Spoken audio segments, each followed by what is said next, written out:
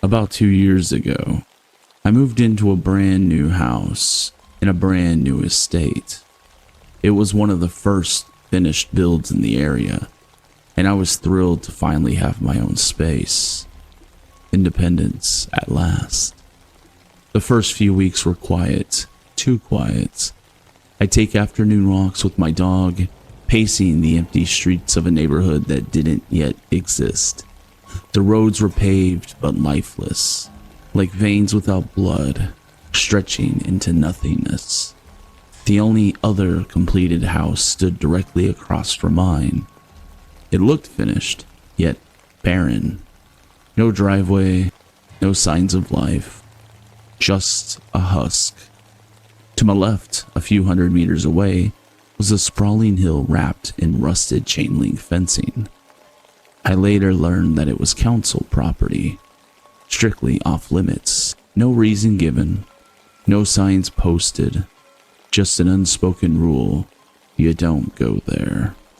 A few kilometers down the road, an abandoned farmhouse stood in silent decay, its skeletal frame clawing at the sky.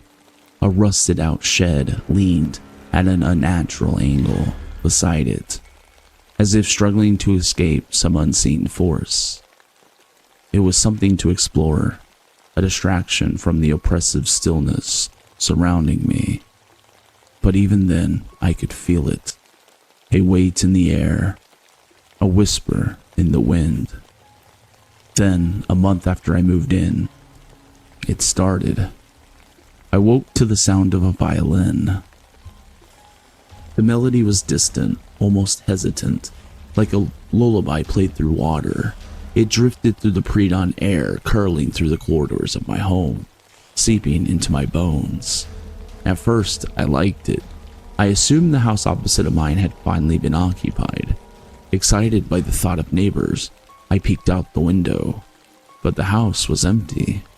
No lights, no movement, just the hollow shell of a home that had never been lived in. By the time I stepped outside, the music had stopped. This continued every second night for a week. The violin would wake me, play for less than a minute, then vanish. The sound dug into my mind, gnawed at my curiosity. So the next time it began, I didn't hesitate. I threw on my robe and stepped outside. The air was sharp, the estate drowned in pre-dawn twilight. And then I saw them. A lone figure on the hill. They stood tall, too tall, spinning in slow, deliberate circles as they played. The violin pressed beneath their chin. Their movements were unnatural, fluid yet broken, like a marionette with severed strings. The waltz of a thing that shouldn't exist. I looked away for only a moment. When I looked back, the figure had stopped, and they were facing me. I couldn't see their face, but I didn't need to. The space between us thickened, pressing against my lungs, suffocating. My skin crawled with the sensation of being watched. No, observed. I turned and went inside. I locked every door, but from that morning on, the feeling never left. On my walks, footprints, ones I hadn't made, would appear in the loose dirt around the vacant lots. Tools, shovels, rakes would be scattered without reason, but I never saw a single worker. At night, I'd hear soft, deliberate footsteps near my bedroom window. When I checked, the world outside was still waiting. Then came the phone calls. At work, my cell would ring, but the moment I answered, the line would go dead. I stopped walking near the farmhouse. I stopped looking at the hill. And then one night, it happened again.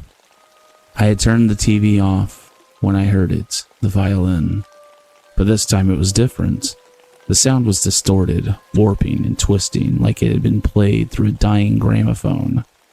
The notes stretched, unraveling into something sickly, something wrong.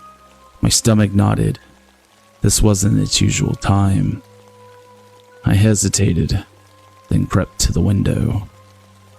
Across the street, the empty house was no longer empty. A dim glow flickered behind one of the windows, a candle burning in the darkness. My breath hitched.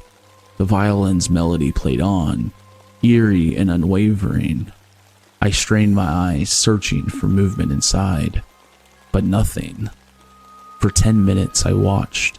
The flame wavered, casting shadows that seemed to pulse and twist against the walls. Then the music stopped, and the light went out.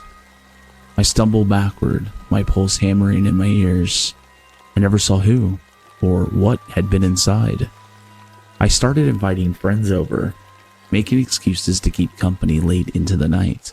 But of course, nothing ever happened when I wasn't alone. I never told them. I couldn't. Without proof, they'd just laugh. And I didn't need that. I needed answers. But I never got them. The worst came a few weeks later. In my living area, my desk sat behind a small window that overlooked the narrow gap between my house and the steel fence. The fence was tall, almost flush against the glass. I never bothered covering it. No one could even be out there. One night, I was gaming. The room was dark, my only light, the glow of my monitor. I got up for a beer, my mind focused on the game. The kitchen was silent as I grabbed a drink, shut the fridge, and turned back towards my desk. That's when I saw them. Two faint and glowing orbs. My breath caught. My brain refused to comprehend what I was seeing. They weren't lights. They were eyes. A face, pale, stretched, was peering over the fence, motionless, watching me. I stopped breathing for a moment. My entire body seized, my mind screaming at me to move, to do anything, but all I could do was stare. Then the violin began to play, not from the hill, not from the distance, but right outside my window. The sound was frantic, violent, strings screeching under manic pressure. The melody was gone, only madness remained. A furious, unhinged wail clawing at the silence. Then my dog growled, low, warning, a sound I'd never heard from him before. The music stopped, the silence stretched, and then footsteps. Slow, deliberate, moving away from my window, but not walking. Dancing. The rhythm faded into the night, swallowed by the abyss. I didn't move until the sun rose. That morning, I called the police. They found footprints, too many to make sense of. I told them the figure was impossibly tall. They said he could have been standing on something. No one had ever reported violin music. No one had ever seen anyone on that hill. I must have sounded insane. The officers patrolled for a few nights. Nothing happened. People moved in over the years. I told them my story. One neighbor called it Violin Hill, and the name stuck. I scoured the internet for that melody, but it doesn't exist. No classical piece matches it. It was self-composed. That, more than anything, terrifies me. I still live here. I still tell the story. I haven't changed my routine, but now I game with the blinds closed. And to our little violin player, please never invade my space ever again. Who could have thought a violin could be so terrifying?